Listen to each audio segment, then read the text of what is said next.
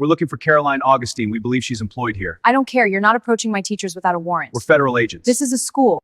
The raid happened at 2:32 p.m. on a Saturday afternoon in October in the main hallway of Jefferson Academy in Atlanta, Georgia. What started as 5 masked ICE agents demanding access to a school principal would escalate into an entire staff of educators throwing their bodies between federal agents and the woman they refused to surrender. A violent confrontation captured on CCTV camera 4 that would go viral within 6 hours. 4 educators hospitalized. And a federal lawsuit that would ultimately award the school district $23.7 million while exposing the most dangerous 4 words in the internal email chain, the profile fit. If you're ready to watch a system that thought it could walk into a school and take whoever it wanted get held accountable in federal court, hit like and drop a comment telling me where you're watching from. And if this is your first time here, subscribe right now, because tomorrow we're covering the district that tried to fire a whistleblower and ended up paying for it for 6 years. Mia Hayes was 41 years old, a principal who had spent 14 years turning broken schools into places students actually wanted to be. She was Jamaican American, born in Kingston, but brought to the United States as a child when her family came seeking stability and a future that looked different from the one they were leaving behind. She had grown up in Atlanta, attended public schools not unlike the one she now ran, put herself through college on academic scholarships while working overnight shifts, and built a career on a single conviction that the school building should be the safest place in a child's life. Period. No exceptions, no asterisks. She was exceptional at her job, the kind of principal who knew every student by name before the first week of school ended, the kind who showed up at 6:30 a.m.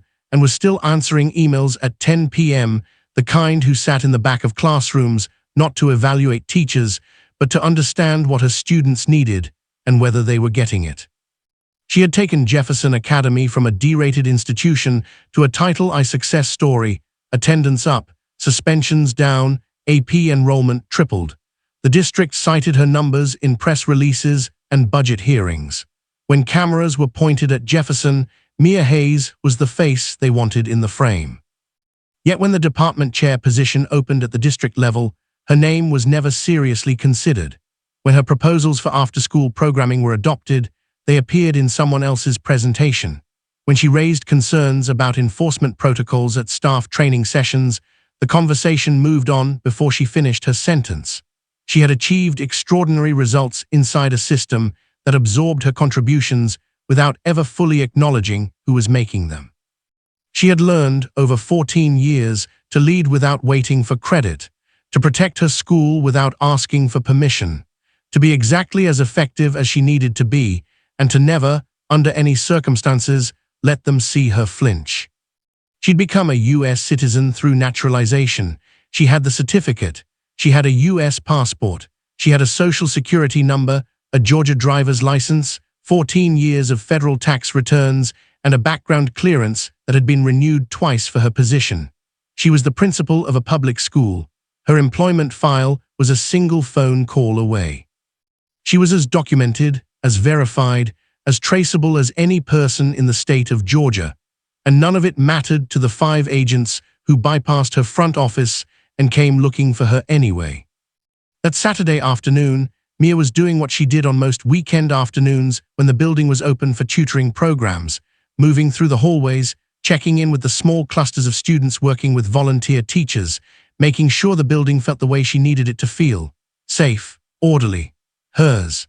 She had her lanyard around her neck, her blazer on out of habit, her office door propped open behind her the way it always was when she was in the building.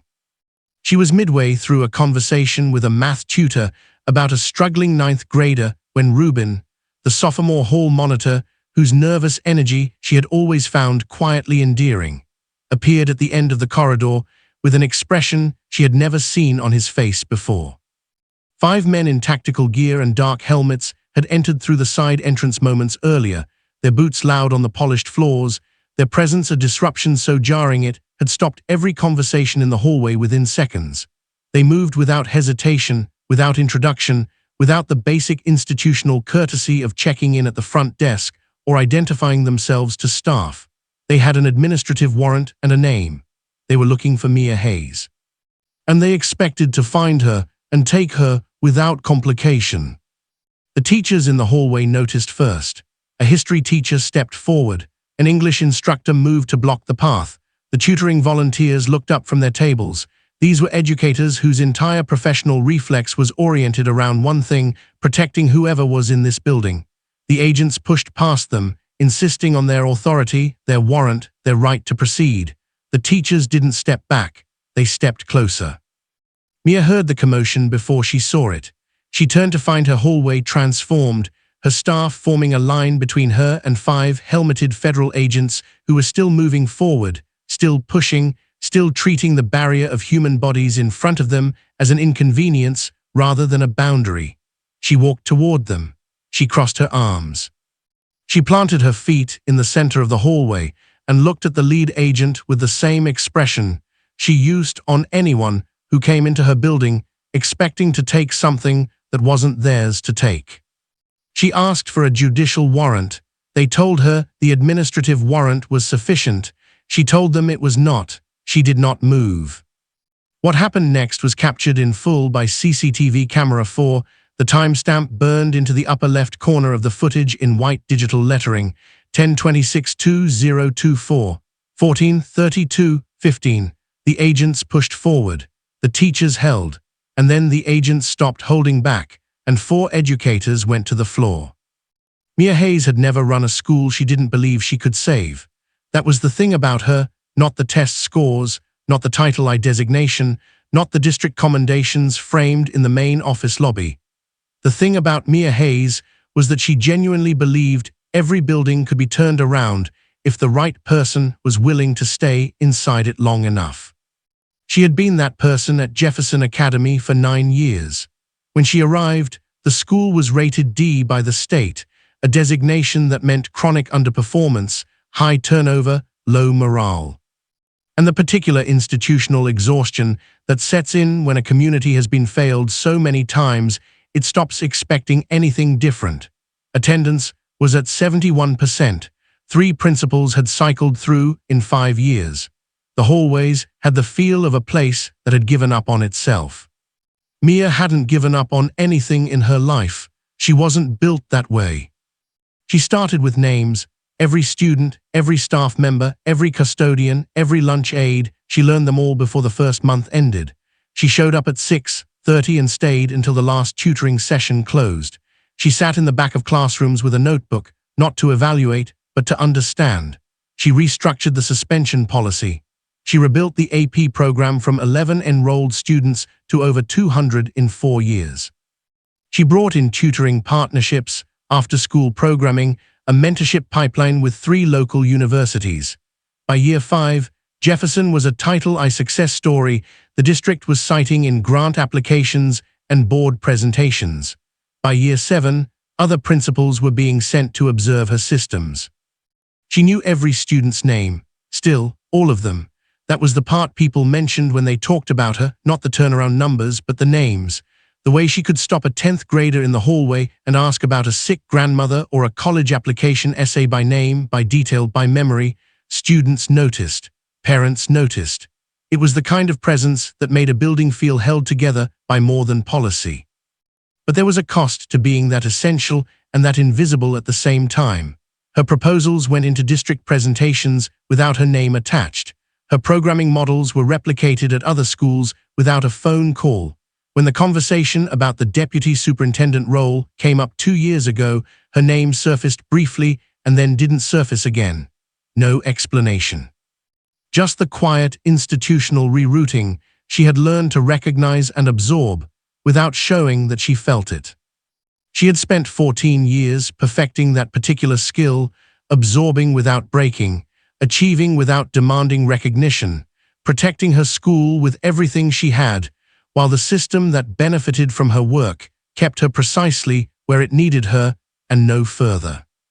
She believed still that excellence was its own protection, that if she was disciplined enough, prepared enough, indispensable enough, the institution would eventually extend to her the same security she had built for everyone else inside it. October 26th would teach her otherwise. Caroline Austin had the highest AP chemistry pass rate in the district. She had held that distinction for 5 consecutive years. It was not a close competition.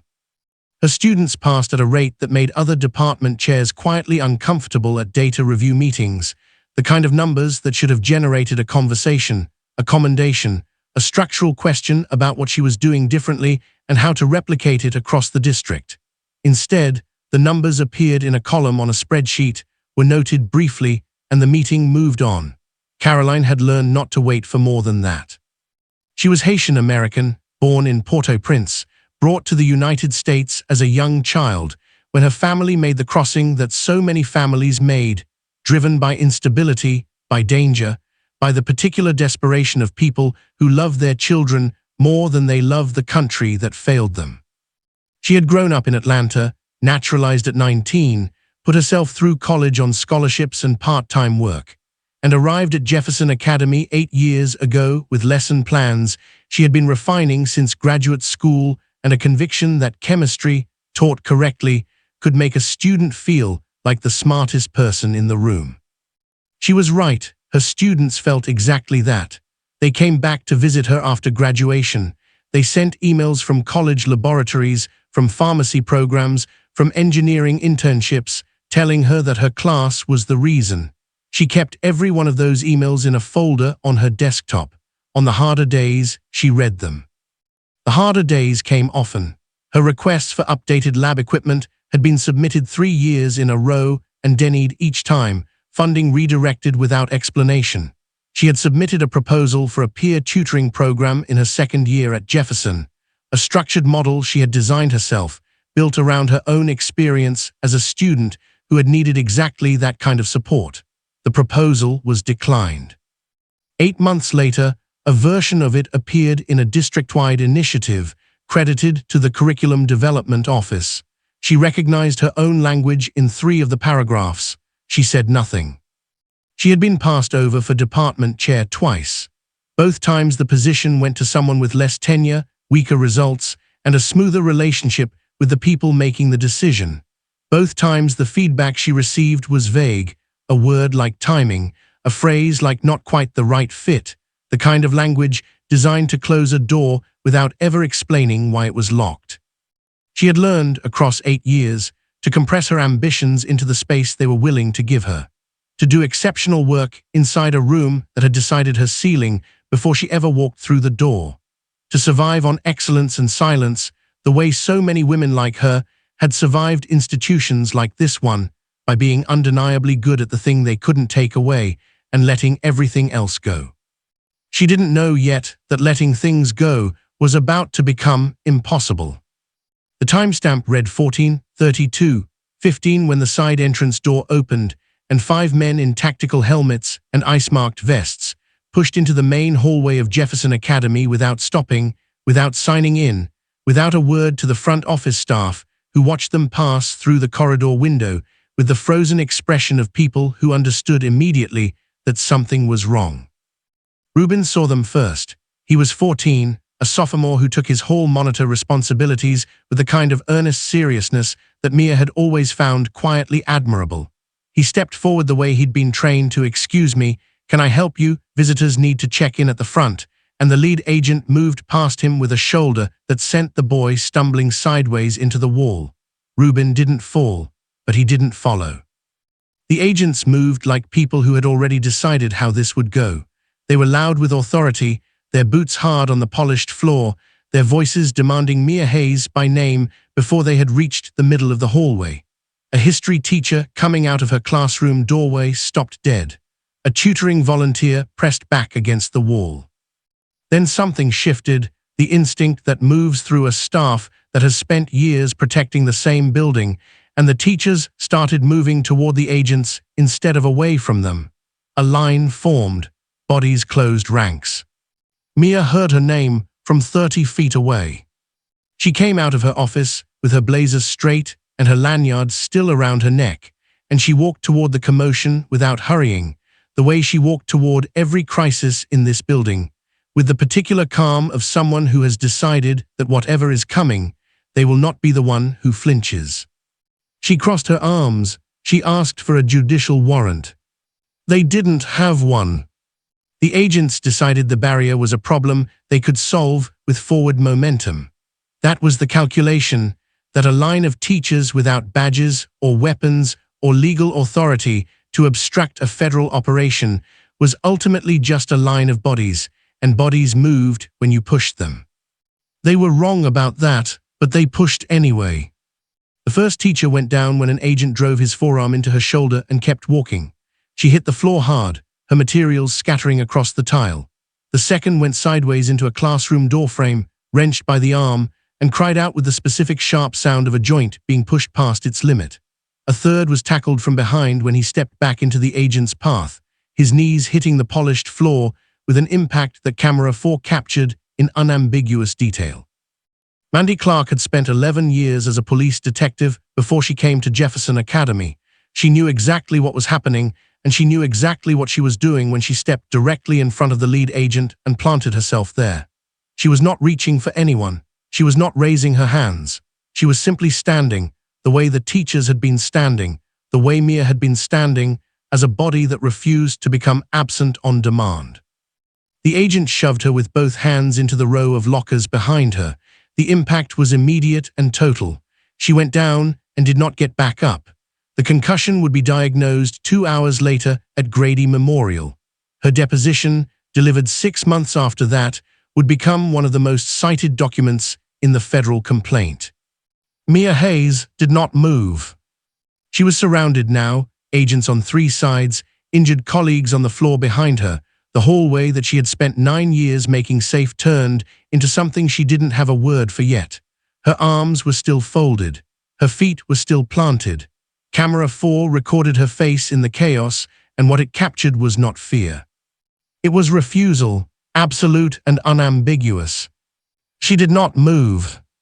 District Legal Counsel arrived at 3:01 p.m. 2 attorneys from the district's office, moving fast, briefed by phone before they reached the building, already carrying the weight of what they'd been told. They walked into a hallway where 3 teachers were still on the floor, where Mandy Clark had been helped to a seated position against the wall with someone's jacket folded under her head, where the agents were still present and still insisting on an authority the building had refused to recognize. The lead attorney asked for the warrant. She reviewed it in under 90 seconds. She had reviewed warrants for 14 years, and she did not need longer than that to confirm what Mia Hayes had known from the moment the agents opened their mouths, that an administrative warrant issued by an agency supervisor carried no judicial authority to detain a school employee mid-shift, on school property, without probable cause established before a judge. It was insufficient, categorically. Not a close, legal question. She told the agents they had 2 options: leave the premises immediately or be served with trespassing charges and face a criminal referral for the assault of 4 school employees, all of which had been recorded in high definition by a camera that had not stopped recording for a single second of the previous 29 minutes. She did not raise her voice. She didn't need to. The agents withdrew at 3:04 p.m. They moved back through the hallway the way they had come, past the teachers who had been pushed to the floor, past the lockers where Mandy Clark had gone down, past Rubin, who was still standing near the side entrance where this had all begun. Their parting words were a warning that the matter was not resolved, that Mia Hayes would be contacted again. Nobody in the hallway responded. Mia watched them go from the same spot she had not left. When the side door closed behind them, she uncrossed her arms. She turned around. She looked at her staff on the floor, her colleagues against the walls, the hallway she had built into something safe now, carrying a damage she would spend months calculating. She didn't say anything. She just started checking on her people. 30 feet away, the district's lead attorney was already on the phone, instructing someone to pull and secure every frame of camera 4 footage before the end of the hour. The legal case had already begun. The agents hadn't reached their vehicles yet. At 4:17 p.m., a parent volunteer who had been running a tutoring session in the library when the commotion broke out posted a single sentence to a local Atlanta educators' Facebook group. She had glimpsed the hallway through a window. She had seen enough. Something happened at Jefferson today. Teachers are hurt, no warrant. That was all she wrote. She didn't have footage. She didn't have names. She had 11 words, and the specific credibility of someone who had been inside the building when it happened. The post had 40 shares within the hour. By 6 p.m., it had several hundred. By 7 p.m., 2 local news stations had made calls to the district. By 9 p.m., a producer at a third station had obtained a 30-second clip from camera 4 through a source she would never identify publicly. And that clip, Mia Hayes, navy blazer, arms folded, 5 helmeted agents surrounding her, teachers on the floor in the background, was running on the evening broadcast before the district had issued a single official statement. By midnight, it was national. By morning, it was everywhere. The image of Mia Hayes standing unmoved in that hallway did something that legal arguments and policy papers rarely managed to do. It made the abstract immediate. People who had never thought carefully about enforcement protocols or administrative warrants or the legal distinctions between judicial and agency authority looked at that frame and understood something without needing it explained. A woman in a school, armed men surrounding her. No warrant, 4 people hurt. The response was not slow. Civil rights organizations issued statements before noon the following day. Educator unions put out mobilization calls. 3 members of Congress requested federal investigations by end of business. Immigration attorneys held press conferences. The hashtag carried the camera 4 timestamp as its shorthand, that string of numbers becoming its own kind of symbol. The school's phones did not stop ringing for 11 days. Mia Hayes did not speak publicly during that time. She was already in a conference room with Rebecca Tran, going through every document ICE should have checked before they ever walked through that door. Rebecca Tran had been an immigration attorney for 16 years. She had seen database errors before, wrong addresses, transposed digits, outdated filing statuses, the ordinary bureaucratic failures that accumulated in federal systems, maintained on insufficient budgets, and reviewed with insufficient care. She had learned not to be surprised by negligence. But what she pulled from the federal file on Mia Hayes stopped her in a way that ordinary negligence did not. The deportation record ICE had matched to Mia Hayes belonged to a different woman entirely. Same name, different birth date, 5 years apart, a gap that should have triggered an immediate secondary review, different social security number, different country of origin listed in the file, different physical descriptors in the attached documentation. These were not details buried in footnotes or obscured by bureaucratic formatting.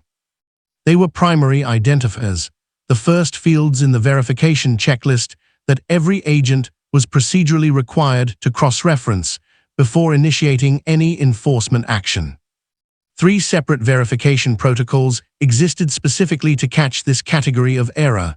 All 3 had been bypassed, not failed, bypassed. There was a meaningful difference, and Tran understood it immediately. Failure implied the system had been used and had not worked. Bypass meant the system had not been used at all. She found the internal email on a Tuesday afternoon, buried in the 3rd batch of discovery documents the agency produced. An agent had flagged the match internally as soft, his word, in writing, in an official communication, and had recommended proceeding anyway. His justification, also in writing, also in an official communication that had been reviewed and approved by a supervisor, was 4 words long. The profile fit. Tran read it twice. Then she called the district's lead attorney and read it aloud over the phone without preamble. That email became the spine of the federal complaint. 4th Amendment, unlawful seizure without probable cause. 5th Amendment, due process denied through deliberate procedural shortcuts. 14th Amendment, equal protection violated through racial profiling that the agency's own personnel had documented in their own language without apparent awareness of what they were admitting. They had written it down, that was the thing, they had written it down. The trial ran 6 weeks in federal court in Atlanta, and from the first morning, the courtroom was packed in the way that only happens when a case has stopped being just a case and become something the public needs to witness in person to believe. The CCTV footage from camera 4 was played on the 2nd day. The prosecution ran it at full speed first, then frame by frame, and the effect of that second viewing slowed down, each moment held on screen long enough to be fully absorbed was different from watching it in real time. The tackle, the shoulder wrenched in the doorframe, Mandy Clark going into the lockers and not coming back up, and in the center of every frame, through all of it, Mia Hayes, arms folded, not moving. The jury watched it without sound, and the silence made it worse. Agent depositions were read into the record over 3 days. No cross-check of the birth date, no verification call to the school's HR office, no comparison of social security numbers, no judicial warrant requested, sought, or obtained. One agent testified that field verification tools were available, but that time constraints had made their use impractical. Another acknowledged under direct questioning that he had never confirmed Mia Hayes' citizenship status before entering the building. The defense argued good faith. The evidence made good faith very difficult to locate. Caroline Austin took the stand in week 3. She spoke for 2 hours about 8 years at Jefferson Academy, the passed-over promotions, the unattributed proposals, the lab equipment requests that went nowhere, the staff meetings where her contributions disappeared into other people's presentations. She was not testifying about October 26th. She was testifying about the culture that made October 26th possible, the institutional habit of discounting black women educators so thoroughly that armed agents could walk in and treat one as a suspect without anyone in the chain of command pausing long enough to check a birth date. Mia Hayes took the stand on day 22. She brought her naturalization certificate, her passport, her employment file, 14 years of performance reviews, every document that ICE could have requested with a single phone call before 5 agents put on helmets and walked into her building. She described watching her colleagues hit the floor. She described standing in the hallway while Mandy Clark went down behind her. She described the lead agent's voice when he told her the administrative warrant was sufficient and the clarity she felt in that moment, not fear, she told the courtroom, but recognition. Recognition of a system that had decided the answer before it checked the question. She did not cry, she did not need to. The jury watched her, and the math was not complicated. This was a woman who had spent 14 years building something extraordinary inside an institution that had never fully decided she belonged there. And when that same institutional indifference metastasized into 5 agents and a 4-word email, the consequences had landed on her colleagues' bodies and her building's floors. The defense had very little left to say after that. The jury deliberated for 3 days. When they came back, they were liable on all counts, every count. No hedging, no partial findings, no compromise verdict that would have allowed the agency to absorb the loss without consequence. Liable on all counts, and then the numbers. 6.2 million compensatory for the physical injuries, the emotional damage, the careers disrupted, the trauma deposited into the bodies of 4 educators who had come to work on a Saturday to help students and ended up on a hallway floor. 17.5 million punitive, not to compensate, but to communicate, to say to the agency and every agency watching that there was a price for writing the profile fit in an official document and then acting on it without checking a single additional identifier.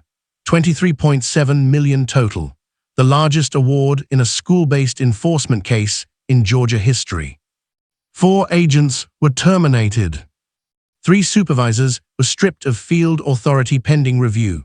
ICE issued a mandated nationwide reform of school-based enforcement protocols, multi-point verification required before any action involving school personnel, judicial warrant required for any detention on school property, no proceeding on name, match alone, under any circumstances. The reform cited Mandy Clark's deposition by name. She read that citation from her desk on her first week back at Jefferson and did not say much about it, which was very much in keeping with who she was. Caroline Austin was named department chair before the semester ended. The appointment came without fanfare, which she had long since stopped expecting, but it came. She accepted it and went back to her lab and her AP students and the folder of emails on her desktop that she didn't need to read as often anymore.